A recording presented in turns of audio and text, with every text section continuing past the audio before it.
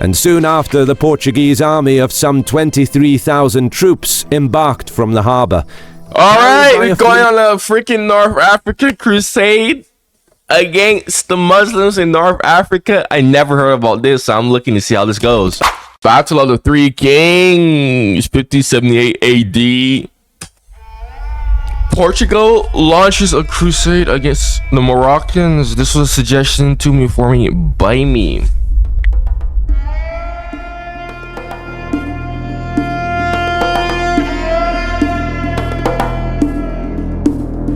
As the sun rose through the mountains of the Rif and the Middle Atlas, Sultan Abd al-Malik led his army in prayer. Then he mounted his horse, surrounded by 5 sacred banners and regiments of bodyguards. Across the field arrayed the Crusader army in a large square formation, their cannons in the front, commanded by the young King Sebastian, with all the great lords of Portugal at his side, as the royal standards of his global maritime empire flutter in the gentle breeze. Sebastian came here to become the first Christian emperor of Morocco. And as a fan of our channel, you should definitely check out our friends over at... Yes, Curiosity Stream, kind of mid. Talked about that before.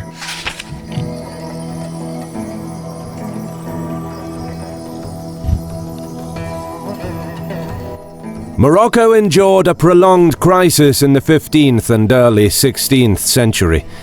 The Portuguese occupation of nearly all seaports brought about numerous economic, political, and cultural issues. And the decline only worsened when the Wattasids assumed power, as they did little to try and improve the situation, resulting in the breakdown of trade, the impoverishment of towns, decline of the intellectual life, and the stagnation of population growth. Against this backdrop of Wattasid conciliatory policy towards the Catholic kingdoms to the north, the Saadi dynasty arose in southern Morocco, determined to re-establish order and curb the expansionist ambitions of the Iberian kingdoms. Namely, there were 3 distinct reasons that motivated the Saadi Sharifs to organize the tribes of southern Morocco. First, the encroachment of the Portuguese further into interior lands of Morocco alarmed local leaders and caused them to seek redress against the Europeans. Bro, I gotta learn some more North African history. I gotta learn some more North African. I don't know much North African history aside from what the Ottomans did, the Punic Wars, and a little bit of early Muslim expansion, and that's about it. I don't know much about North Africa. All I know is that there are Barbary pirates, Berbers ran the place for a bit. Yeah, France would come to annex Algeria into France proper, and I don't know, I need to learn more about that. Second, the centuries-old trade routes, which had been an important part of the trans-Saharan economy, were now being challenged by European privateers. Also, there's a lot of slavery going on in that trade too. Let's not forget about that. This is one of the trades going to the Islamic world, including Morocco, because Morocco is Islamic. Who were supported by their monarchs at home. They aggressively tried to monopolize trade by establishing trading posts in strategic locations along the Atlantic coast. And this substitution of desert overland routes for the faster sea voyages became a considerable advantage for the Europeans, which... Also, I said that because a lot of Muslim Arabs tend to downplay their role in slavery as well. Crippled the local economies. Third, Saadi Sharifs feared what they called the Turkish peril. The Ottoman Empire was in its zenith, its power stretching across 3 continents, and there were few, if any, countries strong enough to stop their relentless expansion. And Constantinople had ambitions in Morocco, having supported the Wattasids as their clients, which allowed them to remain in power for decades. However, the Saadis were a formidable opponent. Their dynasty's origins are attributed to the family of Al-Bayt, which were a group of relatives of Prophet Muhammad, and their ancestors lived in Hijaz. Bro, I swear Prophet Muhammad has so much relatives. I swear I react to all this. It's like, oh, this person is related to Prophet Muhammad. From where they went to Western Africa to spread their religion. Oh, wow. It was this prophetic lineage that enabled the Saadis to resist the Ottomans, and a period of prosperity followed under the efficient rule of Muhammad al-Sheikh, who expanded the realm and was particularly effective in driving out the Portuguese from most of their strongholds, and also destroyed the Ottoman-backed Wattasids in the north of the country, becoming the first Saadi Sultan to rule over Thanks, Remarkable. Morocco. Al-Sheikh had 3 sons, Abdallah al-Ghalib, Abd al-Malik, and Ahmed al-Mansur. From a very young age, all 3 of his sons showed exceptional potential for statesmanship and military leadership. But Sultan al-Sheikh met an untimely death when he was assassinated by the Ottomans in 1557, and his eldest son al-Ghalib took the throne. He would go on to rule Morocco for 17 years, further consolidating his father's gains, successfully defending the realm against the Portuguese, the Spanish, as well as the Ottomans. By now, the people of Morocco regarded the Saadis as heroes, but when Al-Ghalib died in 1574, the dynasty faced its first crisis. Namely, when the late Sultan took the throne 17 years ago, his younger brothers Abd al-Malik and Ahmed al-Mansur fled Morocco to escape his purge of all dynastic rivals in the country. The then 15-year-old Prince al-Malik and the 8-year-old al-Mansur were forced to seek refuge and settled in Ottoman-ruled Algeria, in Algiers on the coast, a bustling new city enriched by the plunder from the corsair captains. From there... Wait, Algiers is created by the Ottomans? What? I thought Algiers is just created by freaking Algerians. Who even... no, because North African people are not... Yeah, North African people are not genetically related to freaking the Turks in Anatolia. Like, closely related? Like, no. Some years later... Wait. Okay, I need someone to explain the Ottoman relationship in North Africa for me. I'm like confused because the Ottoman Empire was a foreign power in Algeria, right? Definitely, I think so, right? They were by no means indigenous, native, none of that. And they're not even related to the Algerians. But the Ottomans were the ones who created Algeria? What?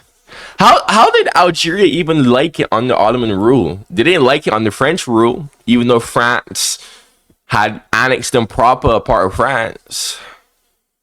They preferred Ottoman rule over French rule, even though they're both colonial empires? What? What? Later, the two brothers traveled the vast expanses of the mighty Ottoman Empire, gaining valuable experience, as well as education and training from their generous hosts. The two princes participated and distinguished themselves in the disastrous Battle of Lepanto in 1571, and volunteered to take part in the recapture of Tunis in 1574. It was this fighting spirit that brought them to the attention of Sultan Murat III, who sought to expand Ottoman influence into Morocco and offered to provide the older brother Abd al-Malik with men, money and munitions to help him take the Saadi throne.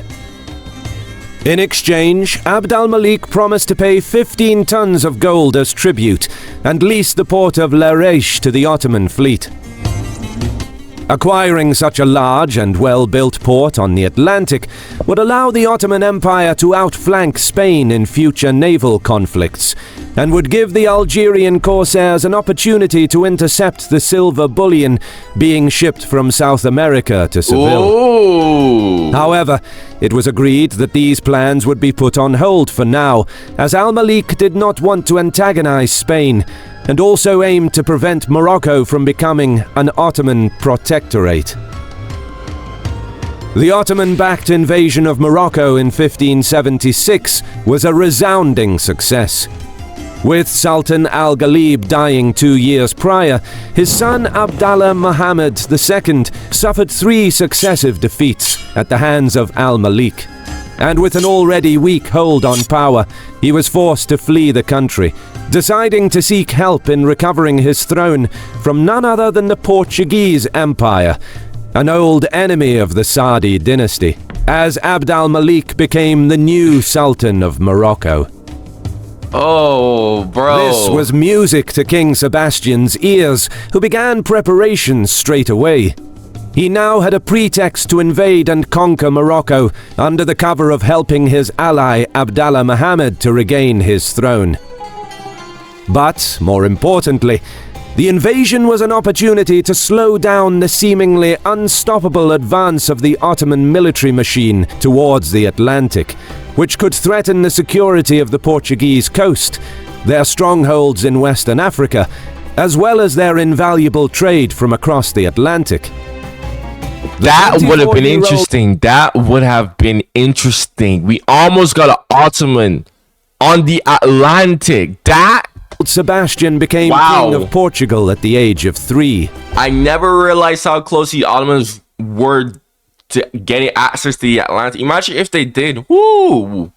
Woo, that would have changed a lot. He was mostly looked after by his grandmother, and although she was a devout Roman Catholic, his uncle and other patriotic anti-Castilian court members ensured that Sebastian would be raised a Jesuit. It's said that he was a bright but impulsive boy, and being very fond of military pursuits, he was trained by Portuguese knights in jousting, riding, and sword fighting. And from an early age, it was perhaps the Jesuit order that instilled in him a fanatical desire to conquer Morocco and win glory for Portugal. Indeed, even as a boy, Sebastian spoke of leading a crusader army that would destroy the Sultanate of Morocco and converting the population of North Africa to Christianity, determined to succeed where his predecessors had failed. Bro, I swear to this mindset Morocco is like a smaller version of what the Ottomans were to all of Europe. Everybody wants to launch a crusade and destroy the Ottoman Empire, but Portugal wasn't worried about that. Portugal's worried about Morocco. Widespread support in Portugal because of the obvious benefits the empire would have from the trade of gold, cattle, wheat, sugar, and other produce, which offered opportunities to the mercantile bourgeoisie and the nobility. And now, in June 1578, Sebastian attended a service in Lisbon's cathedral, where he was presented with a battle standard embroidered with an imperial crown, and soon after the Portuguese army of some 23,000 troops embarked from the harbour. Alright, we're going on a freaking North African crusade against the Muslims in North Africa. I never heard about this, so I'm looking to see how this goes. Of 500 ships. It included 2,000 Portuguese knights, around 8,000 mercenaries, mostly Germans, Castilians, English and Italians, as well as a papal infantry contingent, with the core of the army consisting of Portuguese and Moorish troops. The flower of the Portuguese nobility accompanied Sebastian with their retinues, with the most powerful dukes and petty kings unanimously supporting the king's crusade. The army made landfall near the Portuguese fortress of Asila in the first days of July. As he disembarked, King Sebastian spotted a Moroccan detachment in the nearby hills. On the spot, he hastily assembled a contingent of knights and charged to chase off the enemy, without waiting for the rest of his army. The garrison on the walls of Asila watched on in amazement, and the thousands of troops on the beach and on the ships were encouraged that they would be serving under a fearless young commander who would lead them from the front. However, further progress into Moroccan territory was halted, as the Crusaders would spend the entire month of July assembling their vast camp into marching order, weighed down by the thousands of camp followers, servants, priests, women, page boys, and slaves, as well as the fully mobile royal court. What do you even need all that for? I mean, you need supplies, yeah, but priests, okay, I can see, you're Christian, yeah.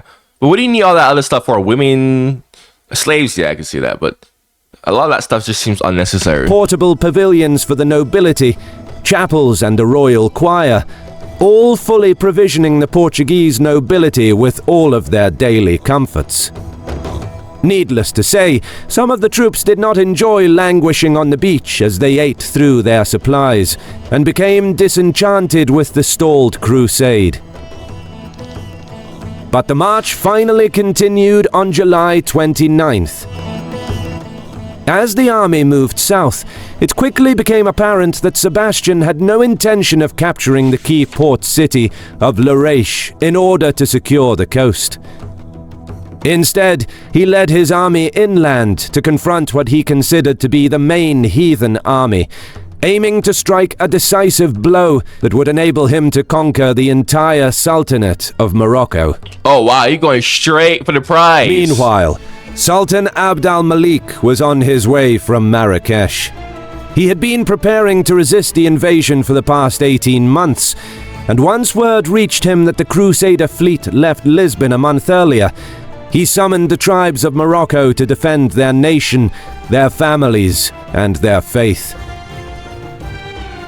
Tens of thousands of warriors answered the call of the son of the great Mohammed al-Sheikh, the first Saadi Sultan of Morocco. But most importantly, Sultan al-Malik's younger brother, Ahmad al-Mansur, who was serving as governor of Fez, brought with him the men of the northern hills. An army of some 50,000 assembled just northwest of the town of Al-Qasr Kabir to meet the invaders as they crossed the Macassan River on August the 3rd. That's insane. Tomorrow, 50,000. they would do battle. Wow.